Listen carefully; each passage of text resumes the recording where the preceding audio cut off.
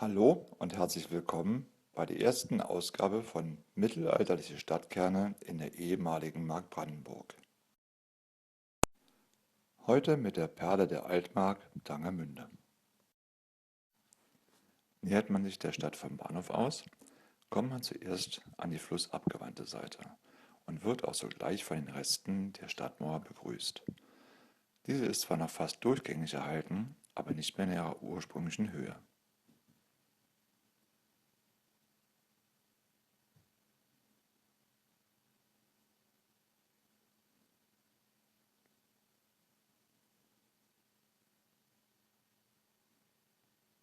Gehen wir einfach mal in die Stadt hinein.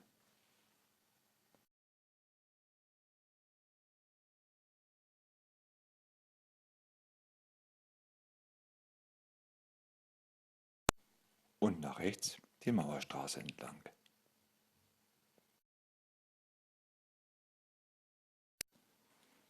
Nach kurzem stoßen wir auf der rechten Seite auf ein größeres Stück Stadtmauer, in dem wir auch noch die Reste eines Wegturmes finden.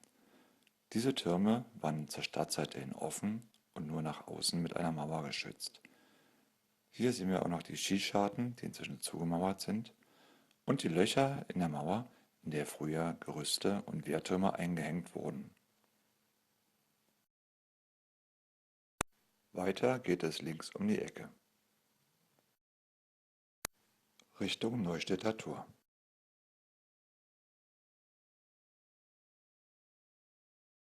Entlang an massiven Mauerresten erreichen wir das Neustädter Tor. Nach kurzem erreichen wir das Neustädter Tor. Hier befinden wir uns auf der Innenseite des Tores. Hier der große Wehrturm, der sich am Tor befindet, mit seiner Balustrade.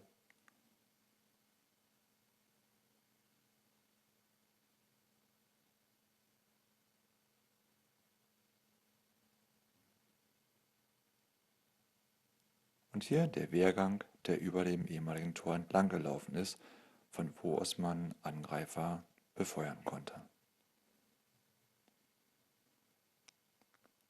Gehen wir durch das Tor hindurch und gucken uns es noch einmal von der Außenseite aus an.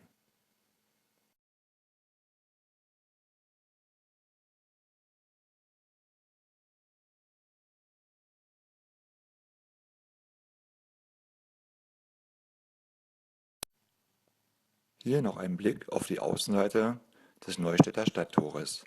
Im Hintergrund sieht man den Turm der ehemaligen Nikolaikirche, von dem aus wahrscheinlich auch die Stadt verteidigt wurde, wenn sie angegriffen wurde.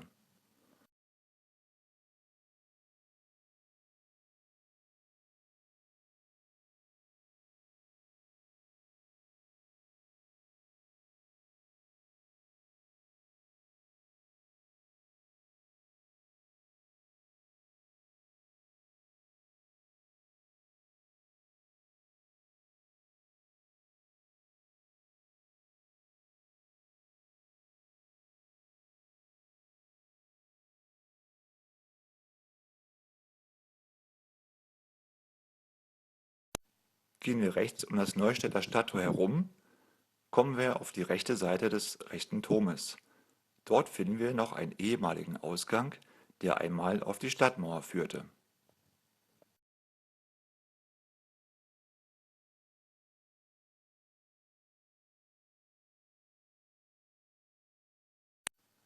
Auf der Innenseite des Neustädter Tores finden wir gleich daran die ehemalige St. Nikolaikirche.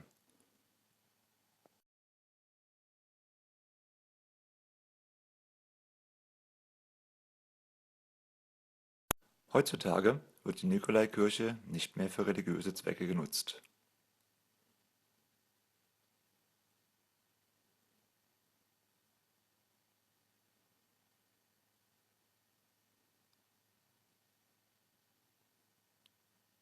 In ihr wird heutzutage eine Mittelalterkneipe betrieben.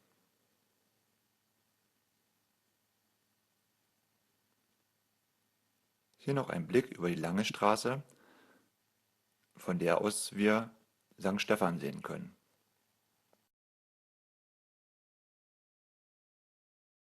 Der Ausgang am Neustädter Tor, der auf die Stadtmauer führte, führte uns zu diesem Turm. Bewegen wir uns weiter durch die Gässchen Tangermündes, gelangen wir vorbei am Buhnenkopf zu den Puttinen.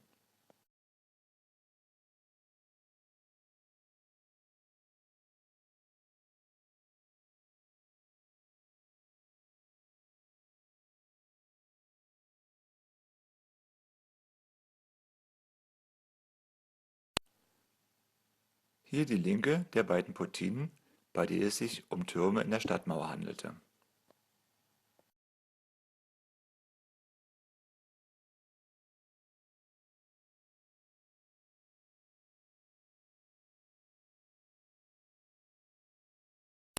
Hier der rechte der beiden Türme. Durch ihn kann man heutzutage hinunter an die Elbe bzw. an den Tanger gelangen, was früher natürlich nicht möglich war. Gehen wir einfach hinunter, um uns die Stadtmauer von der Flussseite aus zu betrachten.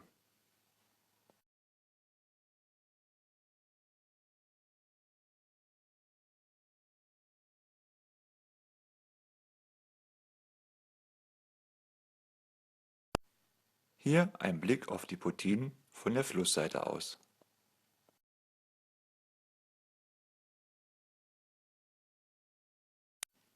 Nun laufen wir an der Flussseite entlang Richtung Roßfurt.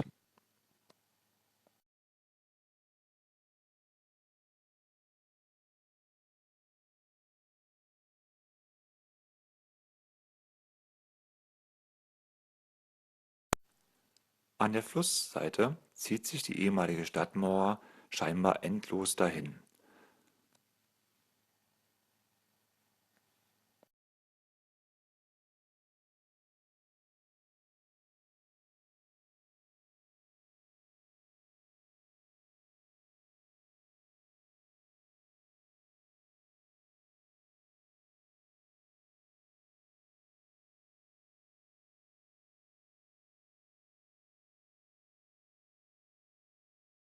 Von der Flussseite aus hat man auch den besten Eindruck davon, wie gewaltig die Stadtmauern ehemals gewesen sind und was es für eine Anstrengung bedeutet haben muss, diese erstürmen zu wollen. Rechts sieht man das Roßtor.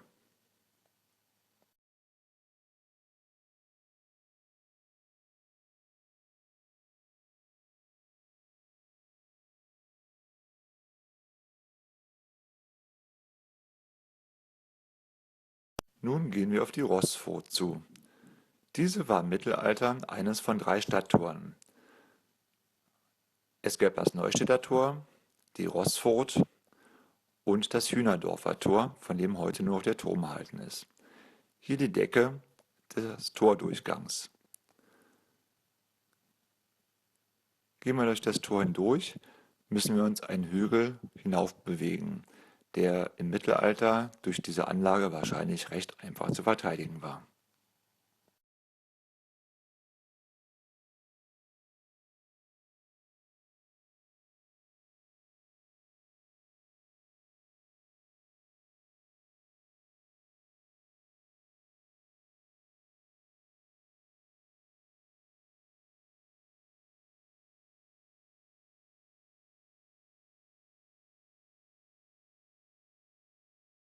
Auf der Innenseite des Turmes, der die Roßfurt bildet, finden wir auch noch ein Wächterhäuschen.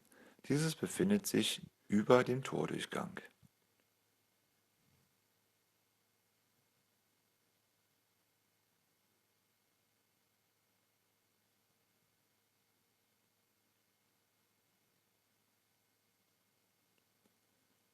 Wir verlassen die Roßfurt, um uns weiter an der Außenmauer entlang zu bewegen. Gehen wir weiter auf der Flussseite die Stadtmauer entlang, gelangen wir zu der ehemaligen Burg, in der die Kurfürsten der Mark Brandenburg weilten.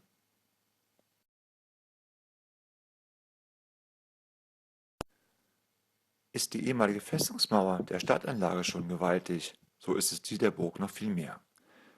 Hier sehen wir die sogenannte Amtsstube.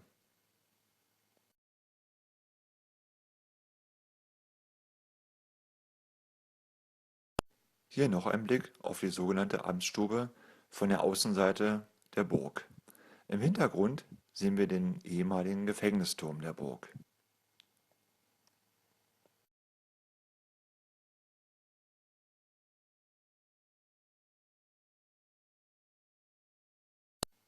Gehen wir ein Stück weiter, die Burgmauer entlang, gelangen wir an das Burgtor. Dieses wird von dem Gefängnisturm überragt. In der Burg befindet sich heutzutage ein Hotel.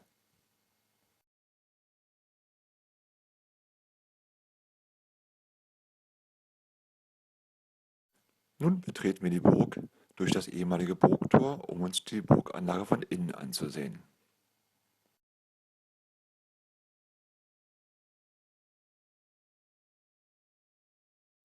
Vom Burghof aus bekommen wir einen Blick auf die Innenseite des Burgtores und auf den das Burgtor flankierenden Gefängnisturm, der jedoch sicherlich nicht nur als Gefängnisturm eingesetzt wurde, sondern auch um das Burgtor im Kriegsfall zu verteidigen.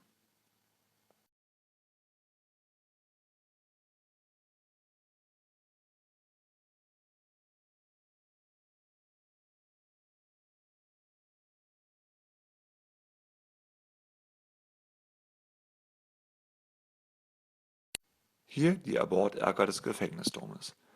In der anschließenden Burgmauer kann man noch die Löcher sehen, in die die hölzernen Wehrgänge oder andere Gerüste eingehängt wurden.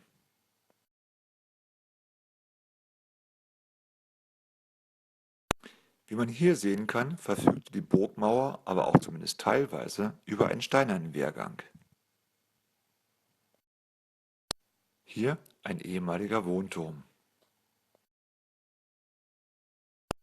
Bei der sogenannten Amtsstube handelt es sich um das älteste erhaltene Gebäude Tangermündes. Die Amtsstube stellte ursprünglich mal einen Tanzsaal dar, in der die Feste der Burg gefeiert wurden.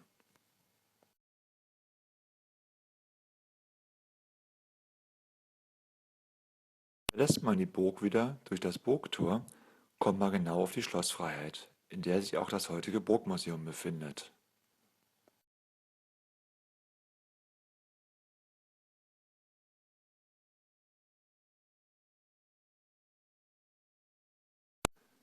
Bei der Schlossfreiheit handelt es sich um das älteste Bürgerhaus Tangermündes, das noch erhalten ist.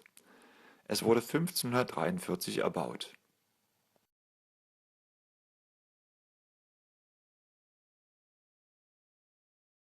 Hier der Hühnerdorfer Torturm von außen. Bei ihm handelt es sich um die Überreste des dritten Stadttores, das damals in eine Slawensiedlung führte.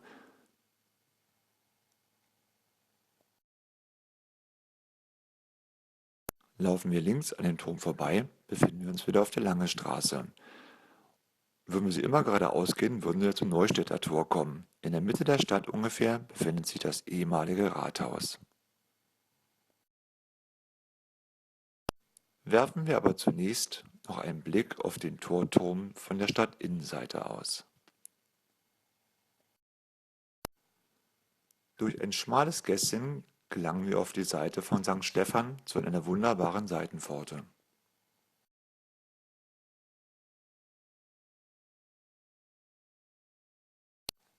Hier ein Blick auf St. Stephan von der Seite aus, auf der wir auch die Eingangspforte zur Kirche finden.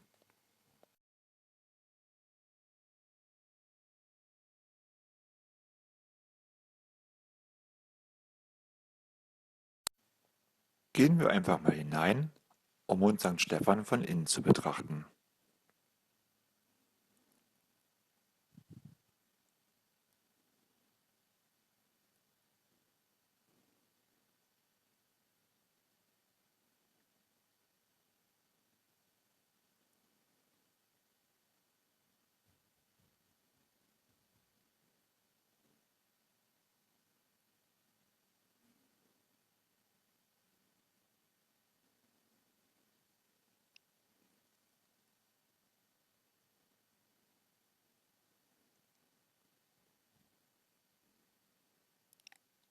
Im Deckengewölbe finden wir einige restaurierte Wandmalereien.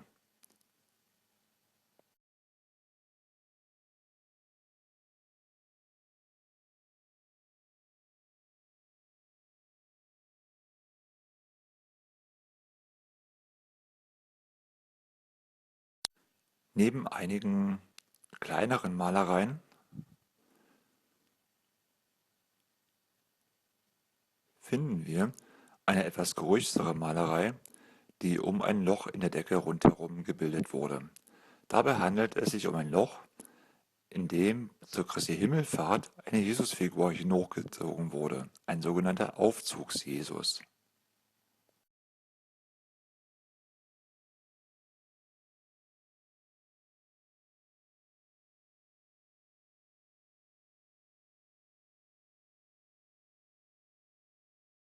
Es finden sich aber auch Wandmalereien, die nicht restauriert, sondern lediglich freigelegt wurden.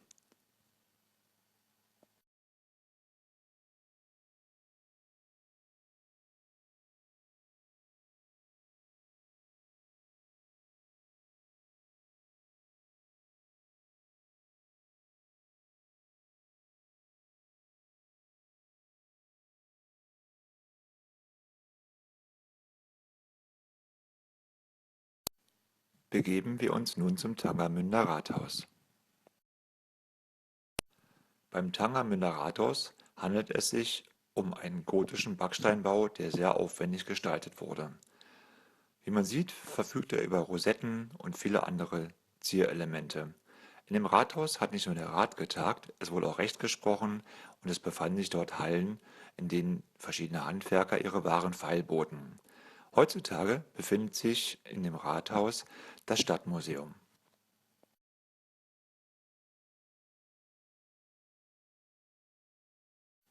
Links unten mit offenen Seitenwänden finden wir die ehemalige Gerichtslaube. Wohl alle brandenburgischen Städte verfügten über solche Gerichtslauben, die an den Seiten offen waren und in denen Recht gesprochen wurde. Über der Gerichtslaube in der Kammer tagte wohl ehemals im Mittelalter der Stadtrat.